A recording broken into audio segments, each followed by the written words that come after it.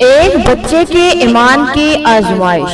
مسند احمد میں رسول اللہ صلی اللہ علیہ وآلہ وسلم نے فرمایا کہ پہلے زمانے میں ایک بادشاہ تھا، اس کے ہاں ایک جادوگر تھا۔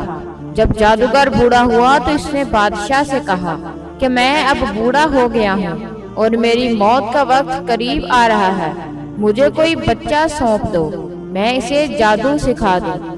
چنانچہ ایک ذہین لڑکے کو وہ تعلیم دینے لگا۔ لڑکا اس کے ہاں جاتا تو راستے میں ایک راہب کا گھر پڑتا تھا، وہ عبادت میں اور واعظ و نصیحت میں مشغول ہوتا، یہ بھی کھڑا ہو جاتا اور اس کے طریقہ عبادت کو دیکھتا اور وعظ سنتا۔ آتے جاتے یہاں رک جایا کرتا۔ جادوگر بھی مارتا اور باپ بھی مارتا، کیونکہ وہ بہت دیر سے پہنچتا، یہاں بھی دیر سے آتا۔ ایک دن بچے نے راہب کے سامنے یہ شکایت پیش کی کہ راہب نے کہا کہ جب تم جادوگر تم سے پوچھے کہ کیوں دیر ہو گئی ہے تو کہنا گھر والوں نے روک لیا تھا، اور اگر گھر والے بگڑے تو کہنا جادوگر نے روک لیا تھا۔ یوں ہی ایک زمانہ گزر گیا کہ ایک طرف تو وہ جادو سیکھتا تھا اور دوسری طرف کلام اللہ اور اللہ کا دین سیکھتا تھا۔ ایک دن یہ دیکھتا ہے کہ راستے میں ایک زبردست ہیبت ناک سانپ پڑا ہے جس نے لوگوں کی آمد و رفت بند کر رکھی ہے، اور ادھر والے ادھر اور ادھر والے ادھر ہیں، اور سب لوگ ادھر ادھر پریشان کھڑے ہیں۔ اس نے اپنے دل میں سوچا کہ آج موقع ہے کہ میں امتحان لوں کہ راہب کا دین خدا کو پسند ہے یا جادوگر کا۔ اس نے ایک پتھر اٹھا کر اور یہ کہہ کر اس پر پھینکا کہ اے خدایا، اگر تیرے نزدیک راہب کا دین جادوگر کی تعلیم سے زیادہ محبوب ہے تو اس جانور کو اس پتھر سے ہلاک کر دے تاکہ لوگوں کو اس بلا سے نجات مل جائے۔ پتھر لگتے ہی وہ جانور ہلاک ہو گیا اور لوگوں کا آنا جانا شروع ہو گیا، اور پھر لڑکے نے جا کر راہب کو خبر دی۔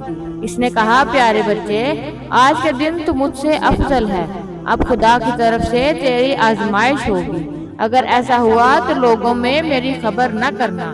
اب اس بچے کے پاس حاجت مند لوگوں کا تانتا لگ گیا۔ اس کی دعا سے مادر ذات، اندھے، کوڑی، جزامی اور ہر قسم کے بیمار اچھے ہونے لگے۔ بادشاہ کے ایک نبینا وزیر کے کان میں یہ بات پڑی، یہ بڑے تحفے تحائف لے کر حاضر ہوا اور کہنے لگا کہ مجھے شفا دے دے تو یہ سب کچھ تجھے دوں گا۔ اس نے کہا شفا میرے ہاتھ میں نہیں، میں تو کسی کو شفا نہیں دے سکتا، شفا دینے والا اللہ وحدہ لا شریک ہے، اگر تو اس پر ایمان لانے کا وعدہ کرے تو میں دعا کروں۔ اس نے اقرار کر لیا۔ بچے نے اس کے لیے دعا کی، اللہ نے اسے شفا دے دی۔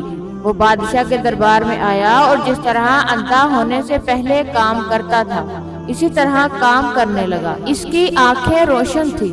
بادشاہ نے متعجب ہو کر پوچھا کہ تجھے آنکھیں کس نے دی؟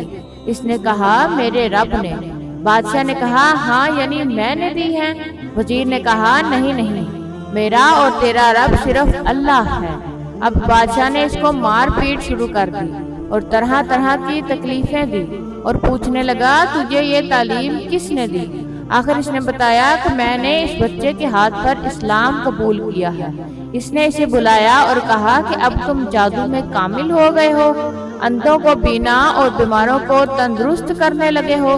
اس نے کہا غلط ہے، میں کسی کو شفا نہیں دے سکتا ہوں، یہ نہ جادوگر ہوں، شفا اللہ کے ہاتھ میں ہے۔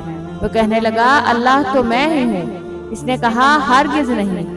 بادشاہ نے کہا پھر تو میرے سوا اور رب کس کو مانتا ہے؟ اس نے کہا میرا اور تیرا رب اللہ ہے۔ اس نے اب اس بچے کو طرح طرح کی سزائیں دینی شروع کر دی، جہاں تک کہ راہب کو پتہ لگایا اور راہب کو بلا کر کہا کہ اسلام چھوڑ دے۔ اس نے انکار کیا تو بادشاہ نے اسے آرے سے چروا دیا۔ پھر اس نوجوان سے کہا کہ تو بھی دین اسلام سے پھر جا۔ اس نے انکار کر دیا تو بادشاہ نے اپنے سپاہیوں کو حکم دیا کہ اسے فلاں پہاڑ کی چوٹی پر لے جا اور وہاں پہنچ کر اگر دین سے باز آ جائے تو اچھا ہے، ورنہ اسے لڑکھا دے۔ چنانچہ سپاہی اسے پہاڑ کی چوٹی پر لے گئے۔ جب اسے دھکا دینا چاہا تو اس نے اللہ سے دعا کی۔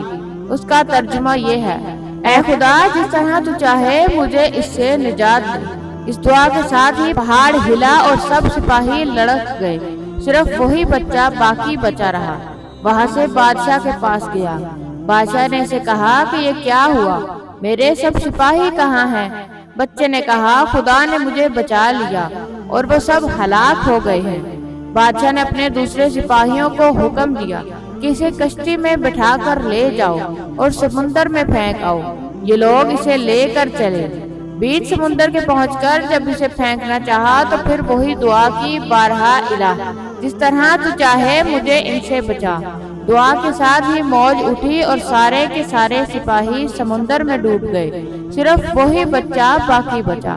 پھر وہ بادشاہ کے پاس آیا اور کہنے لگا میرے رب نے مجھے بچا لیا ہے۔ اے بادشاہ تو چاہے کتنی تدبیریں بھی کر لے تو مجھے ہلاک نہیں کر سکتا۔ صرف ایک صورت ہے جس طرح میں کہوں، اگر تو اس طرح کرے تو میری جان نکل سکتی ہے۔ اس نے کہا وہ کیا ہے؟ اس بچے نے کہا تمام لوگوں کو ایک میدان میں اکٹھا کرو، پھر کھجور کے تنے پر مجھے سولی چڑھا اور میرے تیر کو میری کمان پر چڑھا اور بسم اللہ ربی ھذا الغلام یعنی اللہ کے نام سے جو اس بچے کا رب ہے پڑھ کر تیر میری طرف پھینک، وہ مجھے لگے گا اور میں مر جاؤں گا۔ بادشاہ نے یہی کہا۔ تیر بچے کی کنپٹی میں لگا، اس نے اپنا ہاتھ اس جگہ رکھ لیا اور راہ خدا میں شہید ہو گیا۔ اس کے ساتھ ہی چاروں طرف سے یہ آوازیں بلند ہونے لگی، ہم اس بچے کے رب پر ایمان لائے۔ یہ حال دیکھ کر بادشاہ کے ساتھی بڑے گھبرا گئے اور کہنے لگے ہم تو اس بچے کی ترکیب سمجھے ہی نہیں، دیکھیے اس کا اثر کیا پڑا کہ سب لوگ ہی دین اسلام میں داخل ہو گئے۔ ہم نے تو اسے قتل کیا تھا کہ کہیں اس کا مذہب پھیل نہ جائے، لیکن جو ڈر تھا سامنے آ ہی گیا اور سب مسلمان ہو گئے۔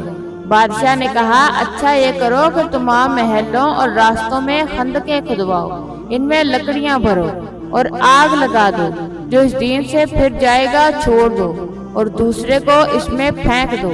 مسلمانوں نے صبر و شکیب کے سہارے آگ میں جلنا منظور کیا اور اس میں کودنے لگے۔